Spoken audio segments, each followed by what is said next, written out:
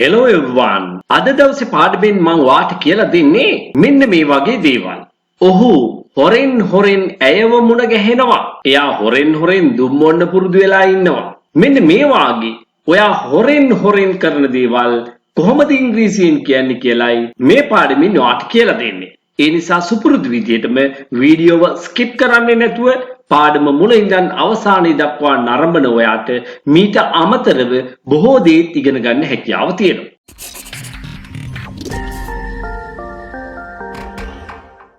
මුලින්ම අපි බලමු හොරෙන්.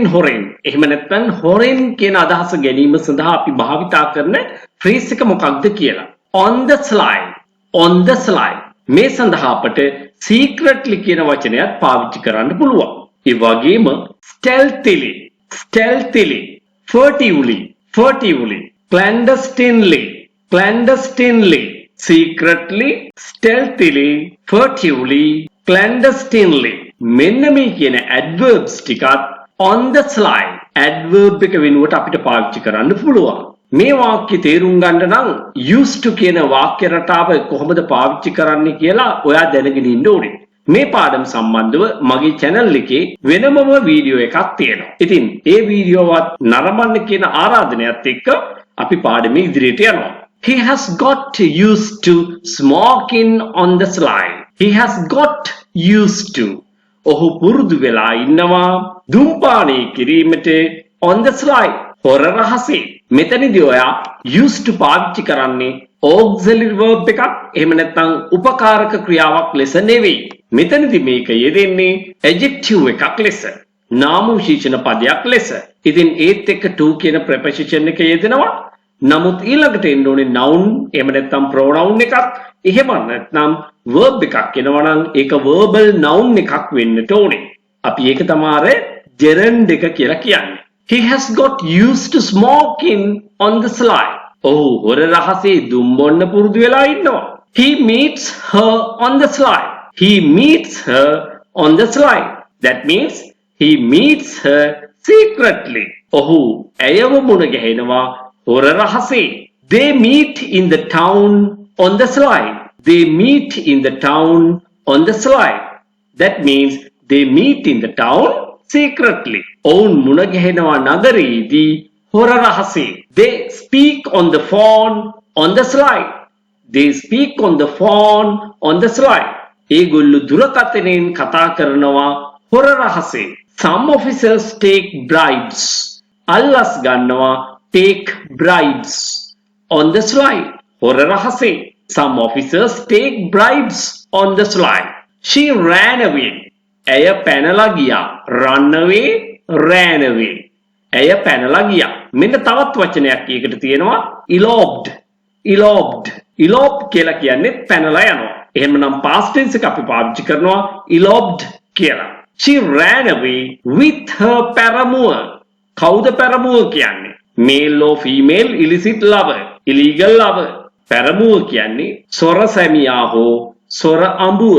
සොර සැමියා එහෙම නැත්නම් සොර අඹුව. එතකොට ඇය පැනලා ගියේ කවුරුත් එක්කද? සොර සැමියා සමග on the slide. හොර රහසේ. That means secretly. She ran away with her paramour on the slide.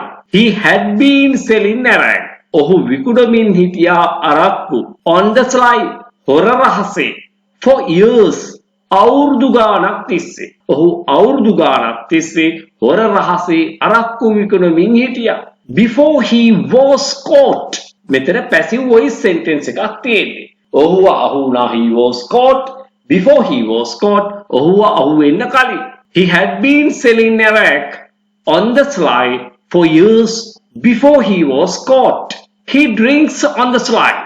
ඔන්නේ දිග වාක්‍ය මතක තියාගන්න බැරි නම් කෙටියෙන් මෙහෙම පාඩම් කරන්න. He drinks on the slide. ඔහු බොනවා හොර රහසේ. හොරෙන්. One day එක දවසක් he came to meet me on the slide. One day he came to meet me on the slide. එක දවසක් ඔහු මාව මුණ ගැහෙන්න ආවා හොර රහසේ. They do everything on the slide. They do everything on the slide. ඔවුන් හැමදේම කරන්නේ හොර රහසේ. එහෙමනම් දැන් ඔයා දන්නවා හොර රහසේ. එහෙම නැත්නම් හොරෙන් යම් දෙයක් කියනකොට ඒක කියන්න ඕනේ කොයි ආකාරයෙන්ද කියලා.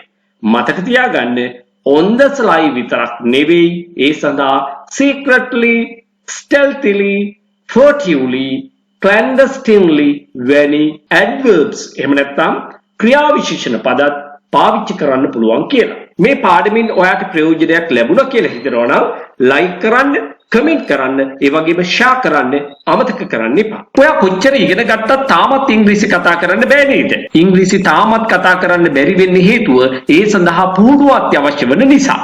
ඒ සඳහා ඔයා තෝරගන්න ඕනේ පිරිස අඩු පන්තියක්. සාමාන්‍ය පෙළ විභාගයෙන් පසු ඒ වගේම මෙවර උසස් පෙළ විභාගයෙන් පස්සේ සිසුන්ට නේවාසිකව පුහුණුව ලබා ගන්න පුළුවන් දින 21ක්.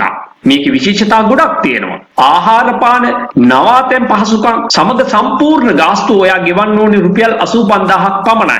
ඒ විතරක් නෙවෙයි පාඨමාලාව සාර්ථකව නිම කරන අයට ඒ අයගේ දක්ෂතා අගයමින් සහතික පත්‍රයක්ද නොමිලේම පිරිනැමෙනවා. වෙනත් කිසිදු මුදලක් අය කරන්නේ නැහැ. දැනටමත් විදේශගතව හෝ විදේශගත වීමට බලාපොරොත්තු වෙන සිටින අයට, වැඩිහිටියන්ට, විවිධ වෘත්තිකයන්ට ඒගොල්ලන්ටත් නේවාසික පුහුණු පාඨමාලාව සඳහා සම්බන්ධ වෙන්න පුළුවන්. මේ නේවාසික පුහුණු පාඨමාලාව සඳහාද බඳව ගන්නේ උපරිම වශයෙන් එක කණ්ඩායමකට 10 දෙනෙක් පමණයි. ඒ වගේම වැඩිහිටියන්ට ඔන්ලයින් ක්ලාසස් පැවැත්වෙනවා. එක කණ්ඩායමකට උපරිම වශයෙන් බඳව ගන්නේ 8 දෙනෙක් පමණයි. ගාස්තුව මාසිකව රුපියල් 3000යි. ගෲප් ක්ලාස් එකකට සම්බන්ධ වෙන්න බැරි අයට තනි පුජ්‍යල පන්තියක් ඉන්ඩිවිජුවල් ක්ලාස් එකක් arrange කරගන්න පුළුවන්. රුපියල් 10000ක් පමණයි අය කරන්නේ. ඔයාට කැමති වේගයෙන් ඔයාට කැමති විදිහට ඉගෙන ගැනීමේ අවස්ථාව ලැබෙනවා. ඉතාලම අඩු මුදලකට ඔයාට උගන්වන්නත් පුළුවන්. එහෙමනම් එක පන්තියක අවම වශයෙන් 100 දෙනෙක්වත් දාගන්න ඕනේ.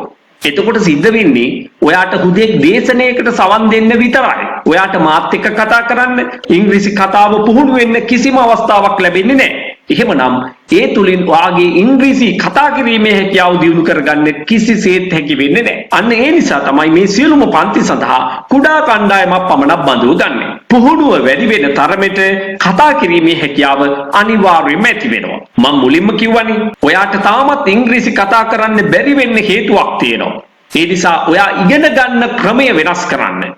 ඔයා මාත් එක්ක එකතු වෙන්න කැමති නම් දැම්මම තිරේ දිස්වන අංකයට WhatsApp පණිවිඩයක් යොමු කරන්න. මේ පණිවිඩය ඔයාට වැදගත් නොවුනත් ඔබේ නෑදෑ හිත මිත්‍රයෙකුට වැදගත් වෙන්න පුළුවන්. ඊගොල්ලන්ගේ දුවල පුතාලට වැදගත් වෙන්න පුළුවන්. ඒ නිසා මේ පණිවිඩය හැකිතාක් දුරට ෂෙයා කරන්න.